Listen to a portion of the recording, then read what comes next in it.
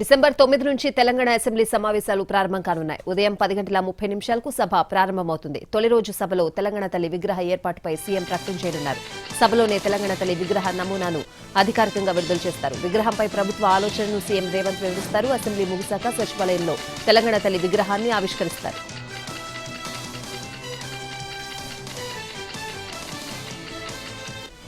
ప్రజాపాలన, ప్రజా విజయోత్సవాలు, తెలంగాణ తల్లి విగ్రహావిష్కరణకు తెలంగాణ ప్రభుత్వం తరపున ప్రముఖులను ఆహ్వానించారు మంత్రి పొన్నం. ముందుగా రాజ్భవన్ వెళ్లి గవర్నర్ను కలిసి ఆహ్వాన పత్రిక అందజేశారు. ఎర్రవల్లి ఫామ్ హౌస్ లో ప్రతిపక్ష నేత కేసీఆర్ ను కలిశారు. ఆయనతో కలిసి లంచ్ చేశారు. తెలంగాణ తల్లి విగ్రహావిష్కరణకు రావాలని కేసీఆర్ ను ఆహ్వానించారు. కేంద్ర మంత్రి కిషన్ రెడ్డిని కూడా ఆహ్వానించారు మంత్రి పొన్నం. యాదాద్రి థర్మల్ స్టేషన్లోని 800 మెగావాట్ల కెపాసిటీ గల యూనిట్ 2ని జాతికి అంకితం చేశారు సీఎం రేవంత్ రెడ్డి. థర్మల్ స్టేషన్లోని పైలాన్ను ఆవిష్కరించారు. యూనిట్ 2 దగ్గర పూజలు నిర్వహించారు. అధికారులు ఏర్పాటు చేసిన ఫోటో ఎగ్జిబిషన్ ను కూడా వీక్షించారు సీఎం రేవంత్ రెడ్డి. అంతకుముందు బ్రాహ్మణ వెల్లంల దగ్గర లిఫ్ట్ ఇరిగేషన్ ప్రాజెక్టు పైలాన్ను ఆవిష్కరించారు. ఆ తర్వాత డిస్ట్రిబ్యూటరీ కెనాల్ పనులను ప్రారంభించారు. అనంతరం బ్రాహ్మణ వెల్లంల ప్రాజెక్టు దగ్గర పంప్ హౌస్ పనులను ప్రారంభించి జలహారతిచ్చారు.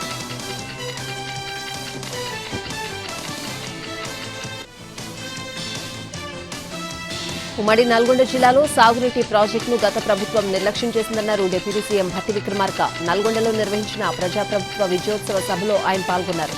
తమ ప్రభుత్వం చేసిన కృషి వల్లే యాదాద్రి పవర్ ప్లాంట్ సమస్యలు పరిష్కారమయ్యాయని అన్నారు. వచ్చే 4 ఏళ్లలో రాష్ట్రాన్ని దేశంలోనే రోల్ మోడల్ గా తీర్చిదిద్దుతామని అన్నారు భట్టి విక్రమార్క.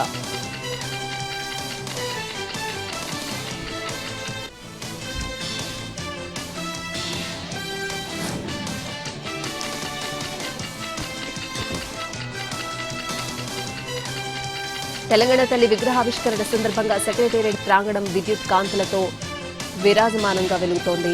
తెలంగాణ తల్లి స్తూపం ఏర్పాటు చేసి ప్రదేశంలో లైటింగ్ ఏర్పాటు చేసింది ప్రభుత్వం. ఆ విద్యుత్ కాంతులు మరింత అందంగా మార్చింది.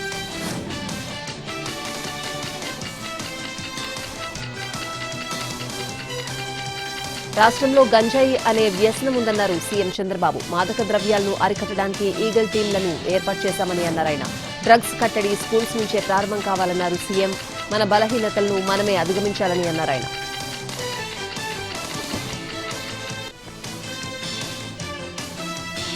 క్షేత్రస్థాయికి డ్రగ్స్ చేరడంపై డిప్యూటీ సీఎం పవన్ షాక్ గురయ్యారు. విద్యార్థులు డ్రగ్స్ కు దూరంగా ఉండాలని సూచించారు ఆయన. తల్లిదండ్రులు బాధ్యతతో వ్యవహరించాలని అన్నారు. 16 ఏళ్ల వయసు వచ్చే వరకు సోషల్ మీడియా అకౌంట్స్ ఓపెన్ చేయకూడదని, దీనిపై ప్రభుత్వం చర్యలు తీసుకుంటుందని అన్నారు పవన్ కళ్యాణ్.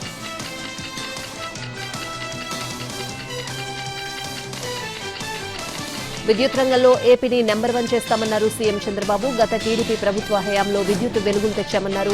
1 యూనిట్ కరెంట్ ఆదా చేస్తే 2 యూనిట్ల కరెంటు ఉత్పత్తి చేసినట్లవుతుందని అన్నారు. ఒక ఉర్జావీర్కు 2500 నుంచి 15,000 అదనపు ఆదాయం వస్తుందని చెప్పారు. కృష్ణా జిల్లా పోరంకిలో ఏర్పాటు చేసిన ఉర్జావీర్ కార్యక్రమాన్ని కేంద్ర ఇంధన శాఖ మంత్రి మనోహర్ లాల్ ఖట్టర్తో కలిసి సీఎం చంద్రబాబు ప్రారంభించారు.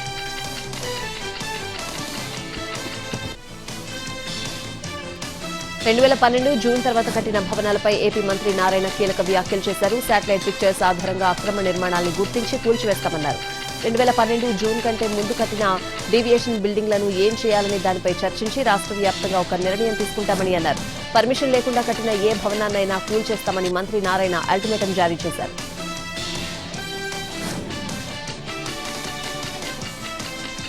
రేషన్ బియ్యంతో తన కుటుంబానికి సంబంధం లేదన్నారు మాజీ మంత్రి ద్వారంపూడి. రేషన్ బియ్యం బంకతో తనకు తన కుటుంబానికి చెడ్డ పేరు తేవాలని ప్రయత్నిస్తున్నారని అన్నారు. 98% రా రైస్ కాకినాడ పోర్టు నుంచి ఎగుమతి అయ్యేలా చేయడమే తాను చేసిన తప్ప అని ప్రశ్నించారు ఆయన.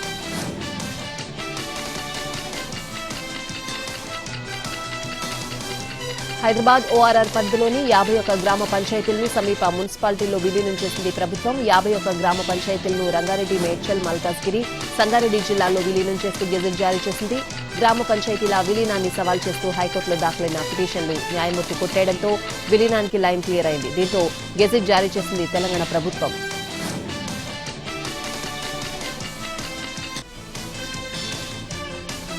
హైదరాబాద్లోని మణికుంట అల్కాపురి టౌన్షిప్ లో నిర్మించిన మార్నింగ్ రాగా గేటెడ్ కమ్యూనిటీని సందర్శించారు హైడ్రా కమిషనర్ ఏవి రంగనాథ్. రెసిడెన్షియల్ అనుమతులు తీసుకుని కమర్షియల్ గా వినియోగించడంపై హైడ్రాకు ఫిర్యాదు చేశారు స్థానికులు.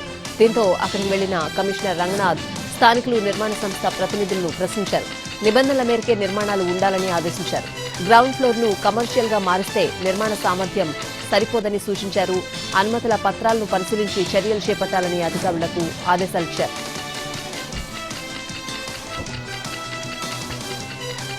అల్లూరి సీతారామరాజు జిల్లాలో గంజాయి సాగుపై పోలీసులు కుపాదం మోపారు. డ్రోన్ల సాయంతో 48.45 ఎకరాల్లోని గంజాయి తోటలను గుర్తించి ధ్వంసం చేశారు. 172 ఎన్డీపీఎస్ కేసులు నమోదు చేశారు.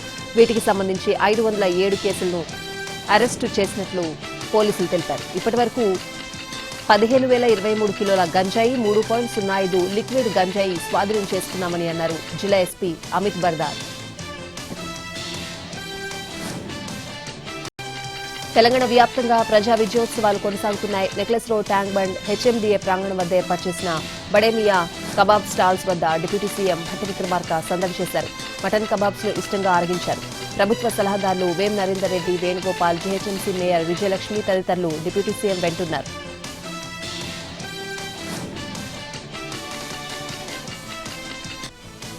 ఈ నెల 15, 16 తేదీల్లో రాష్ట్ర వ్యాప్తంగా 1368 కేంద్రాల్లో గ్రూప్ 2 పరీక్షలు నిర్వహించనున్నట్లు టీజీపీఎస్సీ తెలిపింది.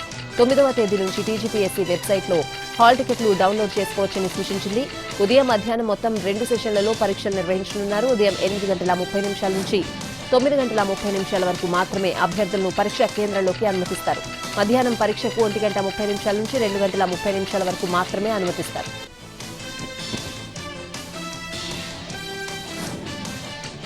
సికింద్రాబాద్ తాడ్బండ్ ఆలయంలో భజన కార్యక్రమాలపై ఆంక్షలు తొలగిపోయాయి. కంటోన్మెంట్ ఎమ్మెల్యే శ్రీ గణేష్ ప్రయత్నం ఫలించింది. రాత్రి 9 గంటల వరకే శనివారం ఆలయం తెరిచి ఉంచుతామన్న అధికారులు తాము చేసిన ప్రకటనను వెనక్కి తీసుకోవడంతో రాత్రి 1 గంట వరకు భజన కార్యక్రమాలు కొనసాగాయి. ఇకపై తాడ్బండ్ హనుమాన్ దేవాలయంలో ఎటువంటి ఆంక్షలు ఉండవని ఎమ్మెల్యే శ్రీ గణేష్ తెలిపారు.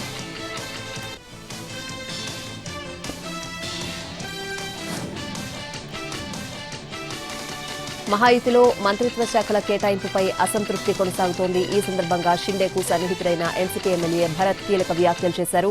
మహాయుతి ప్రభుత్వంలో తమకు హోంశాఖను అప్పగించాలని మాజీ సీఎం ఏక్నాథ్ షిండే డిమాండ్ చేశారన్నారు. షిండే సీఎంగా ఉన్న సమయంలో ప్రస్తుత సీఎం దేవేంద్ర ఫడ్నవీస్ కు హోంశాఖ అప్పగించిన విషయాన్ని ఆయన గుర్తు చేశారు. అసెంబ్లీ శీతాకాల సమావేశాలకు ముందే డిసెంబర్ 11 నుంచి 16 మధ్య కేబినెట్ విస్తరణ ఉంటుందని వెల్లడించారు. నాగ్పూర్లో డిసెంబర్ 16న శాసనసభ శీతాకాల సమావేశాలు ప్రారంభం కానున్నాయి.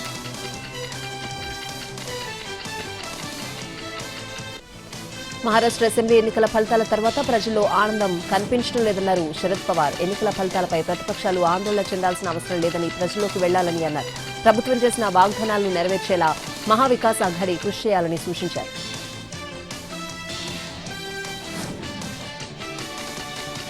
ఇండియా కూటమి పనితీరుపై పశ్చిమ బెంగాల్ సీఎం మమతా బెనర్జీ అసంతృప్తిని వ్యక్తం చేశారు. అవకాశమిస్తే ఇండియా కూటమికి బాధ్యత వహిస్తారంటూ సంకేతాలిచ్చారు దీదీ.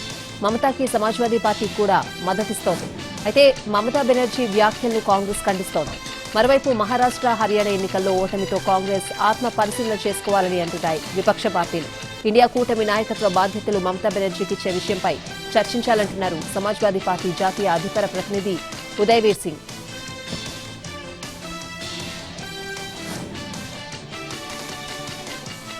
మహారాష్ట్రలోని మహావికాస్ అఘాడీలో లుకలుకలు బయటపడ్డాయి. శివసేన యూబీపీ ఇచ్చిన ఓ ప్రకటన పోస్టుపై సమాజ్వాదీ తీవ్ర అభ్యంతరం వ్యక్తం చేసింది.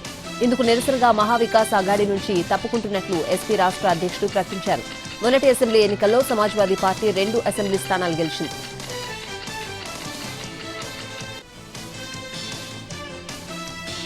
ఢిల్లీలో ఈ ఒక్కరోజే 2 వేర్వేరు ప్రాంతాల్లో హత్య ఘటనలు చోటు చేసుకున్నాయి. దీనిపై మాజీ CM Aam Aadmi Party convener Kejriwal fire అయ్యారు. ఢిల్లీలో శాంతి భద్రతల బాధ్యతను కేంద్రం పూర్తిగా విస్మరించిందని విమర్శించారు.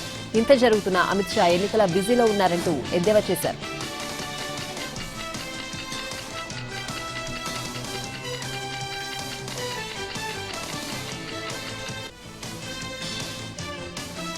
ప్రధాని మోడీని చంపుతామంటూ ముంబై పోలీసులకు వచ్చిన బాంబు బెదిరింపు మెయిల్ కలకలం రేపింది. ప్రధాని మోడీని టార్గెట్ గా చేసుకుని 2 ఐఎస్ఐ ఏజెంట్లు బాంబు పేలుడుకు పథకం వేసినట్లు ఆ మెసేజ్ లో ఉంది.